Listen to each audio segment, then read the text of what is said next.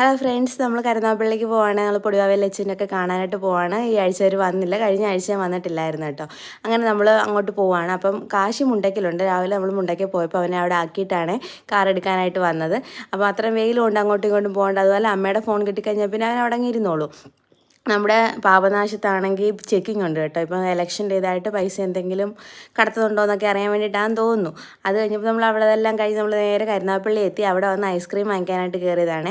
കൊല്ലത്തുനിന്ന് വാങ്ങിച്ചുകൊണ്ട് വരാൻ പറ്റത്തില്ല, അലിഞ്ഞു പോകത്തില്ല ഇപ്പോഴത്തെ ചൂടിന്. അല്ലെങ്കിലേ അലിയും. പിന്നെ നമ്മൾ കരുനാഗപ്പള്ളി വന്ന് ഐസ്ക്രീമൊക്കെ വാങ്ങിച്ചു. അല്ലാത്ത സ്നാക്സുകൾ മൊത്തം അച്ഛൻ കമ്പോളത്തിൽ നിന്ന് വാങ്ങിച്ചിട്ടുണ്ടായിരുന്നു. അപ്പോൾ നമ്മൾ വരുന്ന അറിഞ്ഞപ്പോഴത്തേക്ക് എല്ലാവരും വന്ന് വെളിയിൽ തന്നെ നിൽപ്പുണ്ടായിരുന്നു. വീട് പണി ഇനി ബെൽറ്റ് വാർത്തുകൊണ്ടൊക്കെ ഇരിക്കുന്ന പരിപാടിയാണ് കേട്ടോ. വാർത്തില്ല, അതിനുള്ള സംഭവങ്ങളെല്ലാം വെച്ചിട്ടേ ഉള്ളായിരുന്നു. അപ്പോൾ സുധീഷണ്ണാണെങ്കിൽ നമ്മളെ കണ്ടപ്പോഴത്തേക്ക് അയ്യോ ഇതൊന്നും എടുക്കല്ലേ എന്ന് പറഞ്ഞിട്ട് ഓടിപ്പോവാണ്. അപ്പോഴത്തേക്ക് പൊടിവാവയുടെ അതിൽ ഐസ്ക്രീം കൊടുത്തതിൻ്റെ സ്നേഹമാണ്. കാശി എൻ്റെ ആണെന്നാണ് പറഞ്ഞുകൊണ്ടിരിക്കുന്നത്. അപ്പോൾ ലച്ചു പറഞ്ഞു കാശി നിൻ്റെ ആണെന്നുണ്ടെങ്കിൽ ശ്രീമോൻ എൻ്റെ ആണെന്നും പറഞ്ഞുകൊണ്ട് ലച്ചു എന്തായാലും ശ്രീമോനെ അങ്ങ് എടുത്തിട്ടുണ്ടായിരുന്നു. അത് കഴിഞ്ഞപ്പോഴത്തേക്ക് ഐസ്ക്രീം എടുത്ത് അവൾക്ക് ഇഷ്ടമുള്ള ഫ്ലേവർ അവൾ എടുത്തിട്ട് എനിക്കും കൊണ്ടുവരണം തന്നു. ഇത് പാറുമാമി കഴിച്ചോ, എനിക്കിത് മതി എന്ന് പറഞ്ഞ് അങ്ങനെ ഞാനത് പൊട്ടിച്ചു കൊടുത്ത് അതൊക്കെ കഴിച്ചുകൊണ്ട് നിൽക്കുവാണ്. അപ്പോൾ ഐസ്ക്രീം ഇട്ടൊരു കളിയില്ല, എപ്പോൾ വിളിച്ചാലും പറയും എനിക്ക് ഐസ്ക്രീം വാങ്ങിച്ചുകൊണ്ട് വരണേ. അപ്പോൾ ചെറിയ ഐസ്ക്രീം മതി, ഒരെണ്ണം മതി എന്ന് പറഞ്ഞിട്ട് പറയും. സ്ട്രോബെറി വേണം, വാനില വേണം, പിസ്ത വേണം, അപ്പോൾ ഇതെല്ലാ ഫ്ലേവറും വേണമെന്ന് പറയേ.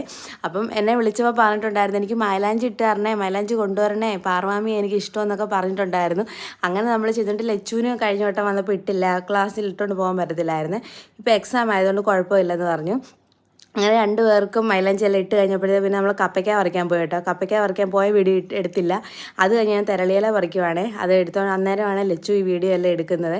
അത് കഴിഞ്ഞപ്പോഴത്തേക്ക് അവരെല്ലാവരും പുറകിനും ശ്രീമോനും നമ്മുടെ പൊടിവാവ എല്ലാം കൂടെ ലോഡിങ്ങുകാരെ പോലെ കപ്പയ്ക്കാൻ പൊക്കിക്കൊണ്ട് വരുമായിരുന്നു. ആ കാഴ്ചയായിരുന്നു അത്. അതെല്ലാം കഴിഞ്ഞപ്പോഴത്തേക്ക് ഒരു 3:30 ആയിട്ടുണ്ടായിരുന്നു. സമയം 3:30 കഴിഞ്ഞു കേട്ടോ. 4 മണി അടുക്കാറായിട്ടുണ്ടായിരുന്നു. അപ്പോഴത്തേക്ക് അച്ഛൻ പറഞ്ഞു നമുക്ക് പോകാമെന്നും പറഞ്ഞ് ഞങ്ങളെല്ലാവരും കൂടെ ഇറങ്ങുവാണ്. പൊടിവാവയ്ക്ക് ഒരു സങ്കടമൊക്കെ ഉണ്ടായിരുന്നു പോകാൻ തുടങ്ങിയപ്പോൾ. കാശി അവിടെ നിർത്തി, അവൾ നോക്കിക്കോളാം, ചോറും മീൻകറിയൊക്കെ ഉണ്ടാക്കി കാശിക്ക് കൊടുത്തോളാം എന്നൊക്കെ പറഞ്ഞു.